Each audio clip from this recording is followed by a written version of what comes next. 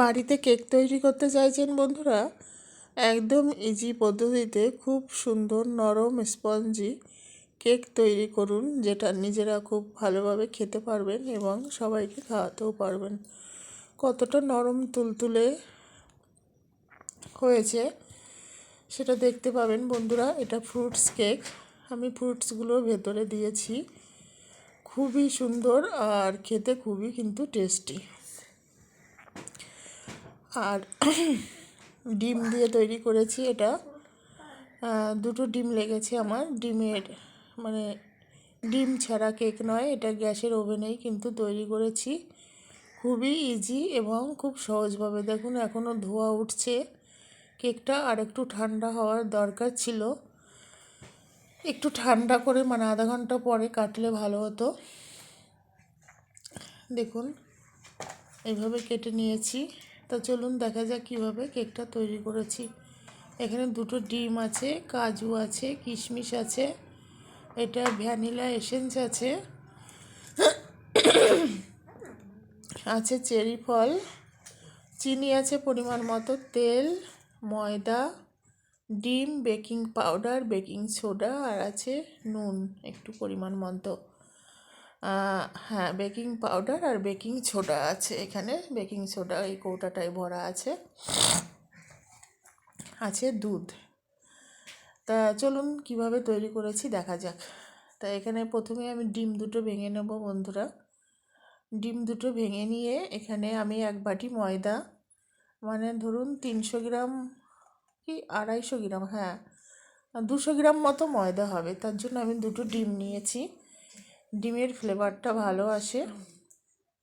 তো এই ডিম দুটোকে এক বাটি চিনি দিয়ে দিলাম, দিয়ে ভালোভাবে ফেটিয়ে নেব। আপনারা চাইলে চিনিটা যদি গুঁড়ো করে নেন মিক্সিতে তাহলে কিন্তু ভালো হয়, তাহলে একটু কম ফেটালে চলে, কারণ এই ডিম আর চিনি দিয়ে ফেটাতে হবে যতক্ষণ না চিনিটা গলে যাচ্ছে, ততক্ষণ কিন্তু কন্টিনিউয়াসলি ফেটাতে হবে। আর যত ভালোভাবে ফেটাবো কেকটা কিন্তু ততটা নরম স্পঞ্জি হবে।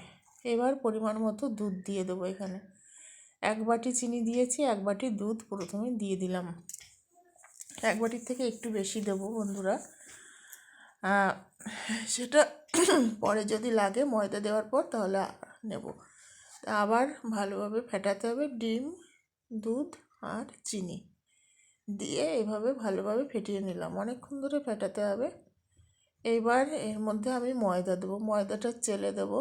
যদি কোনো নোংরা থাকে, গোটা পাকানো থাকে, সেটা কিন্তু ঠিকভাবে হয়ে যাবে। এই ময়দার মধ্যে আমি এখানে বেকিং পাউডার আর বেকিং সোডাটা দিয়ে দেবো। প্রথমে নুনটা দিয়ে দিলাম। এবার 1 চামচ বেকিং পাউডার আর হাফ চামচ বেকিং সোডা দেবো।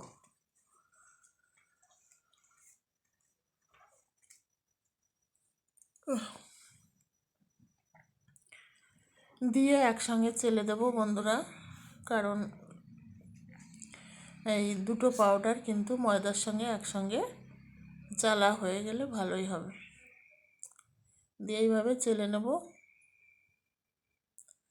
দিয়ে আবার সেই ফেটানো, খুব ভালোভাবে ফেটাতে হবে। হাতটা কিন্তু ব্যথা হয়ে যাবে ফেটাতে ফেটাতে। এখানে এই কালারটা দেখুন কত সুন্দর হয়েছে। অয়েল কিন্তু আমি একটু কম দেব বন্ধুরা, আপনারা চাইলে বেশিও দিতে পারেন, কারণ কেকে ভেতরে অতিরিক্ত অয়েল দিলে মানে সেটা আমার স্বাস্থ্যের পক্ষে খারাপ। সেই জন্য যেহেতু বাড়িতে বানিয়ে খাচ্ছি তাহলে স্বাস্থ্যকরই খাবো। বাইরের জিনিস তো খেতে গেলে তখন তেল মশলা বেশি পেটে চলে যায়, তার জন্য যেহেতু বাড়িতে বানাচ্ছি কম তেলই দেবো। দিয়ে এইভাবে ফেটাতে হবে, মানে ফেটাতে ফেটাতে অনেকটা টাইম লাগবে, আঠার মতো হয়ে যাবে। দেখুন এইভাবে আরও ফাটাতে হবে, আরও 10 মিনিট মতো এইভাবে ফেটাবো। ফেটাতে ফেটাতে একদম স্মুথি হয়ে যাবে ব্যাটারটা। এইবার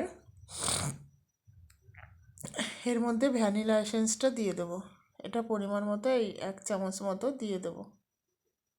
ভ্যানিলা এসেন্সটা দিয়ে দিলাম। ভ্যানিলা এসেন্সটা জাস্ট কালারের জন্য বন্ধুরা, আপনাদের কাছে না থাকলে কোনো ক্ষতি নেই, নাই দিতে পারেন। দিয়ে আবার এটাকে ভালোভাবে ফেটাতে হবে। ফেটানো হয়ে গেছে ব্যাটারটা, দেখুন ঠিক এরকমই হবে। এবার একটা সসপ্যান নিয়েছি, ছোট্ট মিনি সসপ্যান, এটা অ্যালুমিনিয়ামের, এটাই ভালো হয় কেকটা। দিয়ে খানিকটা তেল আমি সারা সসপ্যানের গায়ে এইভাবে মাখিয়ে দেবো। আর এইটা রোদে রেখে আমি গরম করে নিয়েছি।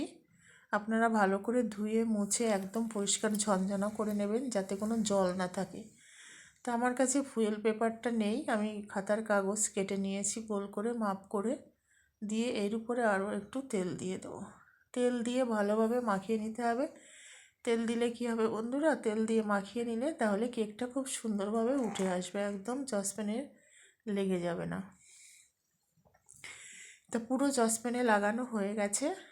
এইবার যে ব্যাটারটা আমি তৈরি করেছি সেটা কিন্তু এবার এর মধ্যে ঢেলে দেব। দেখুন কত সুন্দরভাবে ঢালা হয়ে যাচ্ছে।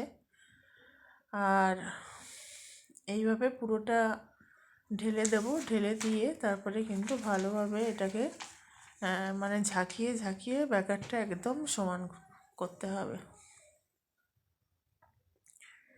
তা আপনারাও বাড়িতে এভাবে তৈরি করবেন বন্ধুরা। দেখুন এইভাবে ঝাঁকিয়ে ঝাঁকিয়ে, যাতে হাওয়া না থাকে, এইভাবে ঝাঁকিয়ে ঝাঁকিয়ে কিন্তু ব্যাটারটাকে ঠিক এইভাবে কিন্তু ঝাঁকিয়ে ঝাঁকিয়ে নেব। দেখুন হাফ সসপ্যান হয়েছে, আর এই কেকটা আমার কিন্তু ফুলে পুরো সসপ্যানের উপরে উঠে যাবে, এতটা স্পঞ্জি হয়। এবার কিছু ড্রাই ফ্রুট আমি এর মধ্যে দিয়ে দেবো, তাতে কী হবে, ড্রাই ফ্রুটগুলো ভেতরে চলে যাবে, মানে ফ্রুট কেক হয়ে যাবে। দেখুন কত সুন্দর হয়েছে। এইগুলো কিন্তু ওপরে আর আপনারা দেখতে পাবেন না। এখানে একটা কড়াইতে আমি নুন দিয়ে দিয়েছি, দেখুন একদম ধোয়া বেরিয়ে গেছে বন্ধুরা, পুরো ধোয়া ধোয়া হয়ে গেছে। এইবার এর মধ্যে একটা কাগজ পেতে দেবো, হ্যাঁ এরকম মোটা একটা খাতার কাগজ পেতে দেবো, দিয়ে তারপরে সসপ্যানটা বসিয়ে দেবো। এখানে খেয়াল রাখুন যে আধা সসপ্যান হয়েছে ব্যাটারটা, আর এইটা ফুলে পুরো উঠে যাবে। এইভাবে একটা চাপা ঢাকা দিয়ে দেবো যাতে হাওয়া না ঢোকে। দিয়ে এর উপরে আর একটা গামলা আমি ঢাকা দিয়ে দেবো এইভাবে, ঠিক এইভাবে। তো প্রথমে 5 মিনিট হাই ফ্লেম মানে মিডিয়াম ফ্লেমের থাকবে, তারপর কিন্তু 5 মিনিট পর একটু হালকা আমি দেখে নেব যে কি অবস্থায় আছে। 10 মিনিট কিন্তু আর একটু লো করে দেবো গ্যাসের ফ্লেমটা। দেখুন কতটা ফুলে উঠেছে, এটা কিন্তু নরম আছে, এখনও হয়নি, দেখেই বোঝা যাচ্ছে, আমি হাত দিয়ে দেখছি। টোটাল আমার 40 থেকে 45 মিনিট লাগবে, এখনই উঠে আসছে দেখুন। এবার গ্যাসের ফ্লেমটা আরও লো করে দিয়ে আরও 10 মিনিট কিন্তু এটাকে রাখতে হবে। তো লো করে দিয়ে আরও 10 মিনিট আমি রেখে দেবো বন্ধুরা। 10 মিনিট পর আমি ফিরে আসছি, দেখুন কি অবস্থায় হয়েছে। পুরো মানে চারটে কোণা খুব সুন্দরভাবে কিন্তু একদম মানে এতটা ফুলেছে, দেখুন কতটা সুন্দর হয়েছে। টোটাল আমার 40 থেকে 45 মিনিট লেগেছে, আর সাইডগুলো এত সুন্দর উঠে আসছে। এটা প্রচণ্ড গরম আছে, আমি হাত দিতে পারছি না। একটু আধা ঘন্টা ঠান্ডা হলে তারপর আপনারা কাটবেন, কারণ আমার কাঠবিড়ালি বসে আছে খাওয়ার জন্য। এই দেখুন কতটা স্পঞ্জি হয়েছে, আপনাদের দেখাচ্ছি, দেখুন কতটা সুন্দর হয়েছে, আর কালারটা জাস্ট অসাধারণ হয়েছে, আর এটা খেতে হেভি লাগে। তা আপনারাও এইভাবে বাড়িতে কেক তৈরি করবেন। আজকে এই কেকের রেসিপিটা কেমন লাগলো কমেন্টস করে জানাবেন। আর নতুন বন্ধুদের উদ্দেশ্যে বলছি, যদি ভালো লাগে তাহলে লাইক শেয়ার করবেন।